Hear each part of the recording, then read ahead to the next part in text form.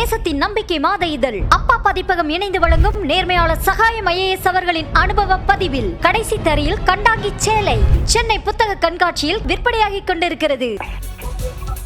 வணக்கம். தற்பொழுது அஇஅதிமுக சார்பில் ஒரு முக்கியமான முடிவானது வெளியாகி இருக்கிறது. ஈரோடு கிழக்கு தொகுதி இடைத்தேர்தலில் போட்டியிட போவதில்லை என்று அந்த கட்சியின் பொதுச் செயலாளர் எடப்பாடி பழனிசாமி அவர்கள் தற்பொழுது அதிகாரப்பூர்வமாக அறிவித்திருக்கிறார். ஈரோடு கிழக்கு இடைத்தேர்தலில் தற்பொழுது EVKS இளங்கோவன் அவர்கள் மறைவு பெற்றதற்கு பின்பு நடைபெறக்கூடிய ஒரு முக்கியமான தேர்தல்.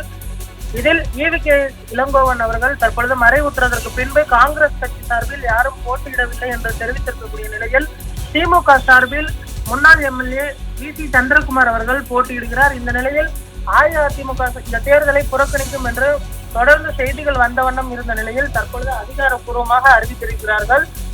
இந்த தேர்தலில் அஇஅதிமுக பங்கெடுக்க போவதில்லை, புறக்கணிப்பதாக செய்திகளானது வெளிவந்திருக்கிறது. அதே போன்று அஇஅதிமுக கூட்டணியில் தேமுதிக போட்டியிடுமா என்ற தகவலும் வெளியாகவில்லை.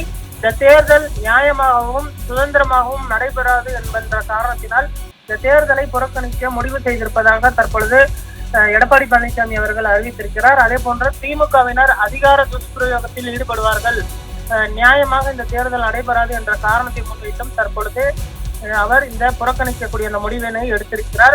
ஆனால் இதற்கான அந்த பின்னணி என்று பார்த்தோம்னால் அடுத்து வரக்கூடிய 2026 சட்டமன்ற தேர்தலை மனதில் வைத்து இந்த தேர்தலில் இன்று ஒருவேளை அஇஅதிமுக தோற்றுவிட்டால் அதை காரணமாக வைத்து திமுகவினர் பிரச்சாரம் மேற்கொள்வார்கள். அதனால் இதில் நிற்பதில் இருந்து பின்வாங்குவதுதான் சரியாக இருக்கும் என மாவட்ட செயலாளர்கள் கூட்டத்தில் ஒருமனதாக முடிவெடுக்கப்பட்டது. அதே போன்று வரக்கூடிய 2026 சட்டமன்ற தேர்தலில் அதை கவனத்தில் கொண்டு அதில் கவனம் செலுத்த வேண்டும் என்றும் சொல்லப்பட்டிருக்கிறது. இதனால் தற்பொழுது ஈரோடு கிழக்கு இடைத்தேர்தலை அஇஅதிமுக புறக்கணிப்பதற்கு தற்பொழுது முடிவெடுத்து இந்த அறிவிப்பானது வெளியாகி இருக்கிறது.